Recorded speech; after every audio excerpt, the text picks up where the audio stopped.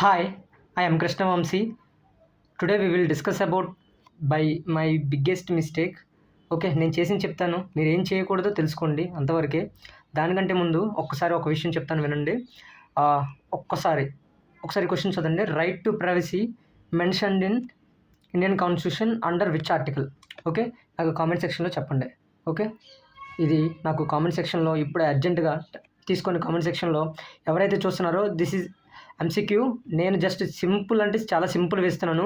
Just revision కోసం. Polity అనేది చాలా సింపుల్గా ఉంటుంది. అంటే కొంచెం రివైజింగ్ కూడా ఈజీగా ఉంటుంది కాబట్టి నేను ఇది చేస్తాను, ఇలా ఎంసీక్యూ ఇస్తున్నాను. సో ఖచ్చితంగా నువ్వు నీకు తప్పైనా ఒప్పైనా పర్లేదు, ఆన్సర్ మాత్రం నేను కామెంట్ సెక్షన్లో పెడతాను. ఖచ్చితంగా నువ్వు కామెంట్ సెక్షన్లో టైప్ చేయి విచ్ ఆర్టికల్ అనేది. Okay, so remember one thing. Okay, ఇలా నేను ఎప్పుడైతే క్వశ్చన్స్ ఎంసీక్యూస్ ఇచ్చానో ఖచ్చితంగా చేస్తే చాలా బెటరు. ఓకే, జస్ట్ మన మైండ్ ఒక ఫుల్ అటెన్షన్ తేవాలంటే వీడియో మీద. సో మీరు ఇలాంటివి సాల్వ్ చేస్తూ ఉంటుంటే మీరు ఎటు డైవర్ట్ అవ్వరు. దట్టు మీకు కూడా ఎంసీక్యూ యాప్టిట్యూడ్ అనేది డెవలప్ అవుతుంటుంది. సో నా బిగ్గెస్ట్ మిస్టేక్ ఏంటంటే, నేను చేసిన బిగ్గెస్ట్ మిస్టేక్ చెప్తాను వినండి. సింపుల్.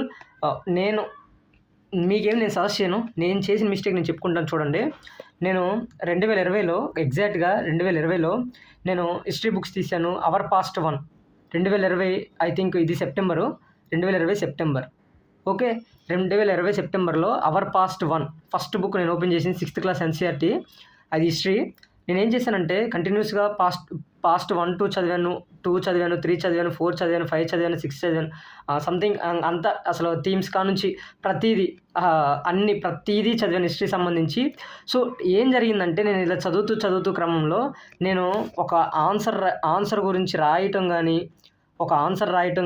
సో బేసిక్గా ఆన్సర్ ఎవరో రాయరు, స్టార్టింగ్లో కష్టం. So feels difficult. Okay, so we forgot it. Okay, just okay, కొంచెం తెలిసి ఉండాలి కదా ఆన్సర్ రాయాలంటే. సరే, దీని గురించి వదిలేసి అట్లీస్ట్ ఎంసీక్యూస్ అని ప్రాక్టీస్ చేయాలి కదా. నేను అది చేయలేదు. అట్లీస్ట్ అసలు ఎంసీక్యూస్ అనేది ప్రాక్టీస్ చేయకపోవడం వల్ల నేను ఎంత చదివానంటే, మాటలో చెప్తాను వినండి. నేను ఎంత చదివానంటే కనీసం అసలు ఎన్సీఆర్టీస్ నేను ఏదైతే చదివానో, హిస్టరీ ఎన్సీఆర్టీస్ కానీ, పాలిటీ ఎన్సీఆర్టీస్ కానీ, ప్రతీది A to Z cover to cover అన్నీ చదివేశాను ఎన్సీఆర్టీస్.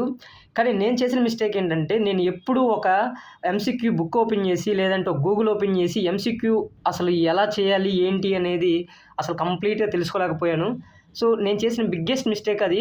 తర్వాత ఏం జరిగిందంటే, 2 years అయింది నా ప్రిపరేషన్ స్టార్ట్ చేసి. అప్పటికి చిన్నగా ఎన్సీఆర్టీస్ కంప్లీట్ చేస్తున్నాను. ఎందుకంటే ఫుల్ టైమ్గా చదవట్లేదు, నేను కంప్లీట్గా ఏం చదవట్లేదు. సో ఫుల్ టైమ్ అంటే నేను రోజుకు 2 hours 3 hours అలా కూర్చునేవాడిని కంప్లీట్గా. దట్టు కూడా నేను ఏం చేసేవానంటే, చిన్న లూప్ హోల్ ఉంటుంది కదా, ఒకరోజు 8 చాప్టర్లు చదివానంటే 3 రోజులు చదివేవాడిని కాదు.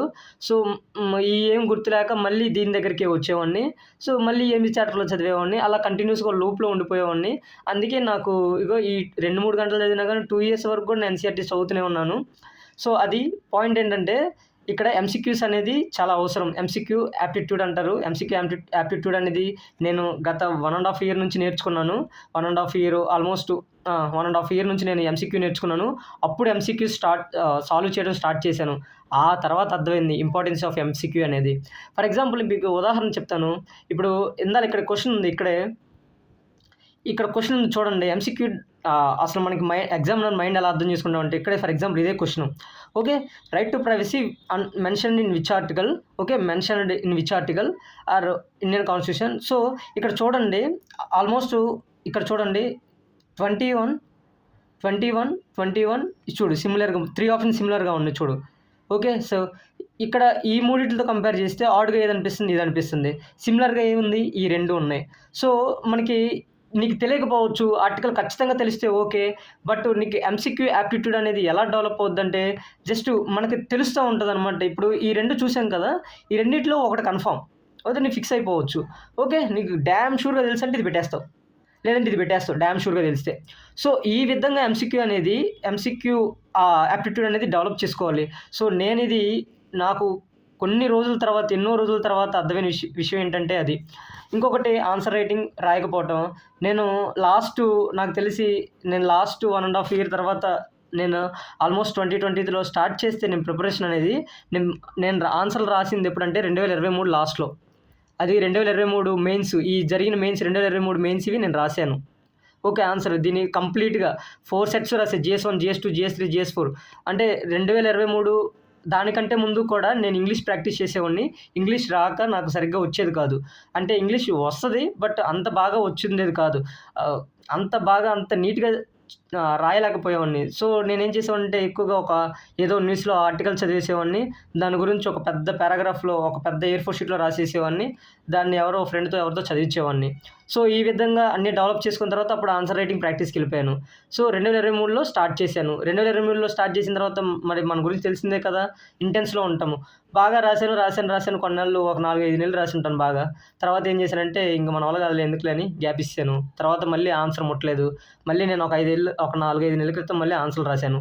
సో, ఈ విధంగా లూప్ ఉంటదనమాట. అందుకోసమే చెప్తున్నాను.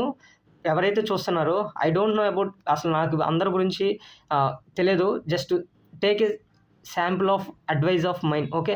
సింపుల్ అడ్వైస్ తీసుకోండి. ఏంటంటే ఎంసీక్యూ యాప్టిట్యూడ్ అనేది డెవలప్ చేసుకోండి. ఎంసీక్యూ ప్రాక్టీస్ చేసుకోండి ఏదో ఒక టైంలో. తర్వాత రెండోదేంటంటే ఆన్సర్ రైటింగ్ అనేది కొంత చదివిన తర్వాత రాసేసుకోండి. ఎంత చదివినా పర్లేదు.